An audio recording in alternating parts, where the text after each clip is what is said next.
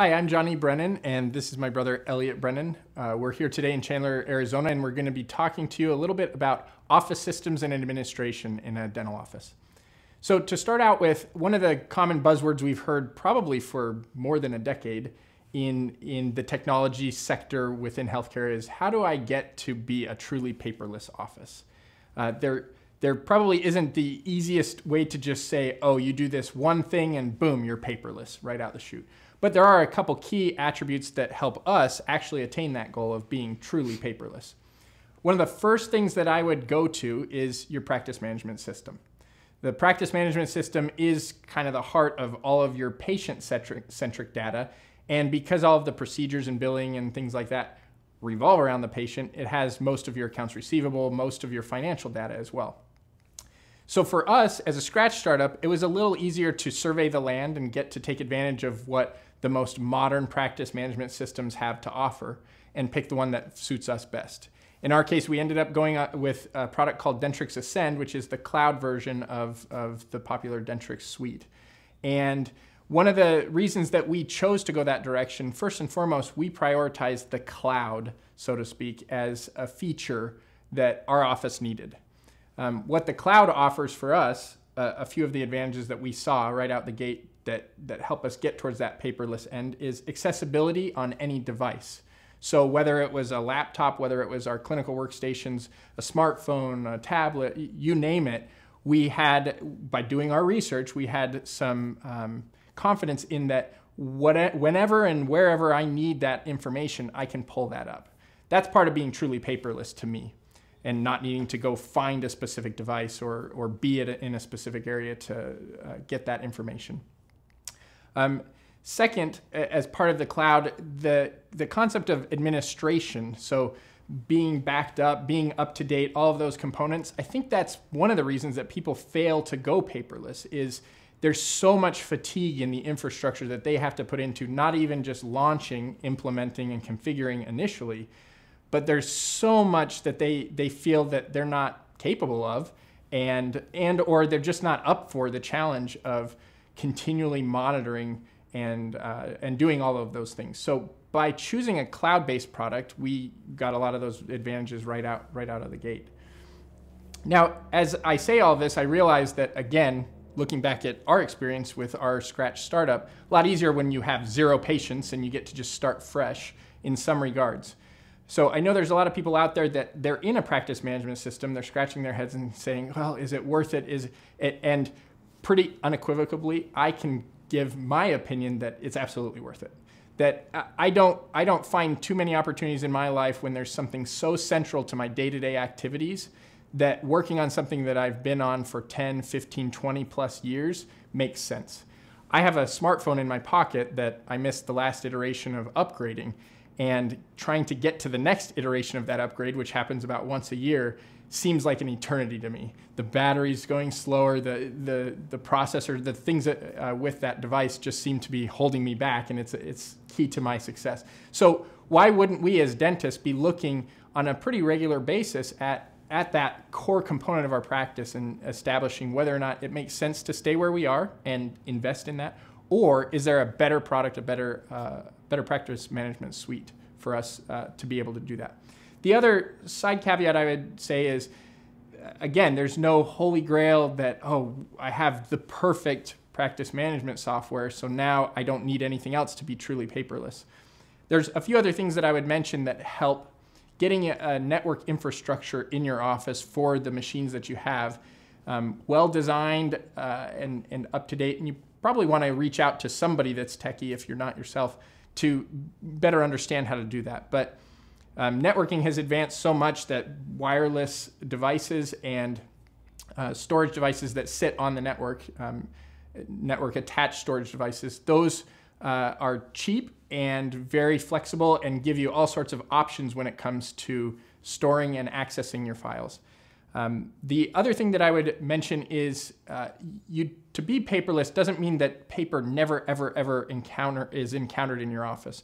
Whether it's consent forms or new patient forms, different things that you want on paper, a treatment plan that you want to present and make notes with the patient. You can still do that. That doesn't mean, oh no, now we're not paperless. We can't even have a printer in our office. But you just want to back that up with a scanner that's set up that can actually save that data, hopefully bring it into that practice management software or imaging software in some way so that it's organized and so that you ultimately can shred that piece of paper once you're done using it. Great. So we found a lot of success in helping our office staff learn those flows from when the patient enters the door, where paper still has to be involved. Someday maybe they'll walk through the door and they'll have their insurance card digital and you'll be able to transfer it across. And new patient paperwork they can fill out ahead of time through a text message and a link or something like that. But today there still is kind of an in-between world. However, we don't store any paper. We don't have charts and storage of paper because it becomes inefficient and dirty and hard to organize. It's so much more efficient to be able to look up a patient's chart on the computer and have all the information there. So I would highly endorse and encourage to put those systems in place that you have a wireless scanner that scans to a network location and you can drop those files into the patient's chart. Has made our office much cleaner and much easier. On that note, it's important to have systems and people in place so that you don't get behind and things like that don't fall through the cracks. So that's another part of office administration that we set up very defined and very organized early on. We chose to have an office manager. I know there are some offices that between front office and back office don't have an office manager role, but we chose right out the chute as a startup that we needed that. And we've benefited greatly from the person we've put in place. And as they've come and gone, we've had other people that have stepped up and carried some of the weight as well. But it's important, as you being the vision for your business, taking a step back and responsibilities changing as you grow and you add team members, that you have systems in place and responsibilities well defined. Early on, we devised a note card system where we had job roles and job responsibilities that were listed really well on note cards.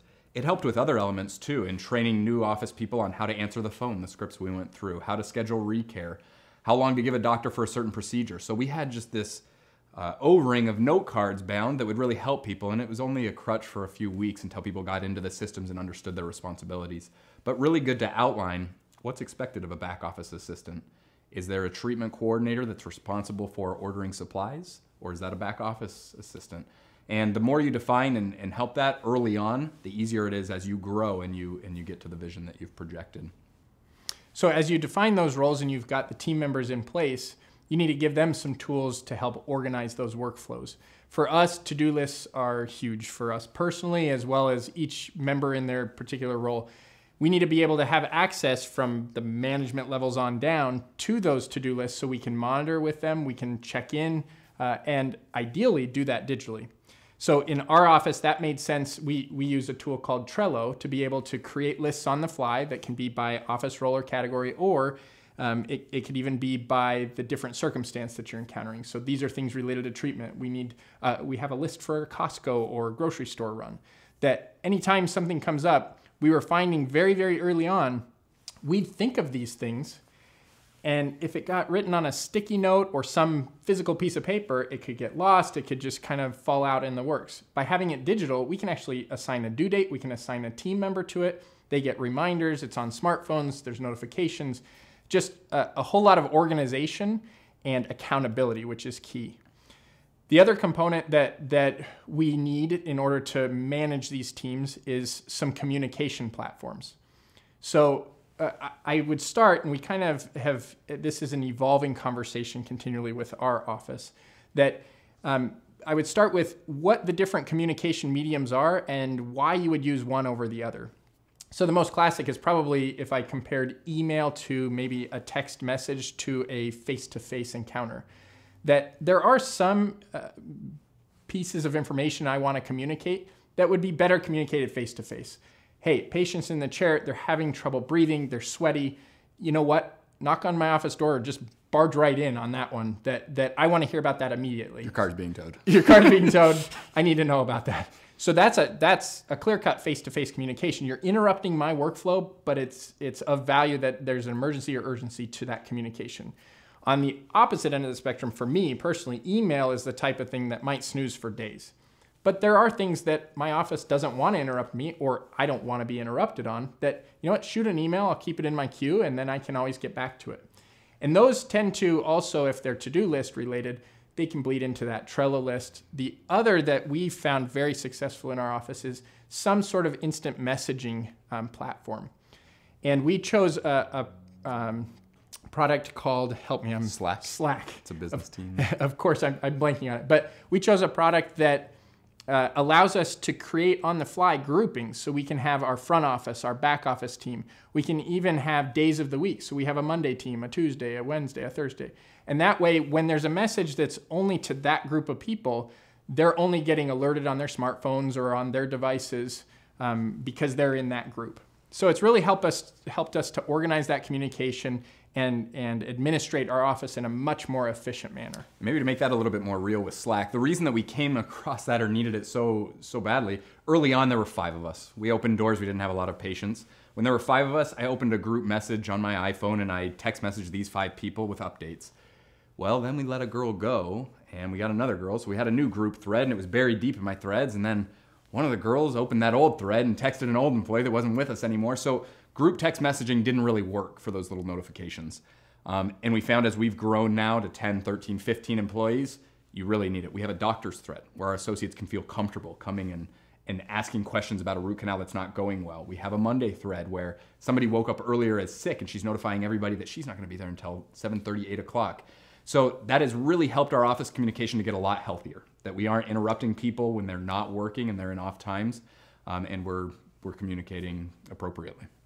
The last thing I would add to help with this whole office administration and all of the various things that we have to do that aren't literally in the patient's mouth, most of us know how to do the clinical dental work in that moment.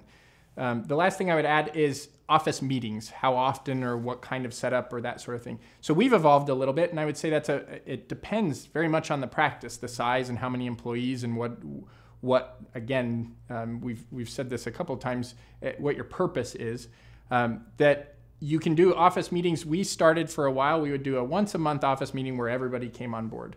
We've grown to the point and have enough team members that we actually have multiple people per team, whether it's a hygiene team, the front office team, the back office team, that now it's making sense for us to have our office manager checking in with teams at least once a month and having more of a quarterly meeting as a whole group that also happens to have an activity or something fun involved with it. So that way it's much more efficient for us. We're not shutting down our office or incurring that overhead on such a regular basis, but we're still making sure we manage all of the different components specific to the teams. And maybe to call back to something else we've talked about for collaboration, the Google Docs platform with our office manager, we've collaborated on meeting agendas. We have a management meeting with her and it takes 3 or 4 days to get the agenda together, and all 3 of us can work on it simultaneously in a Google Doc platform.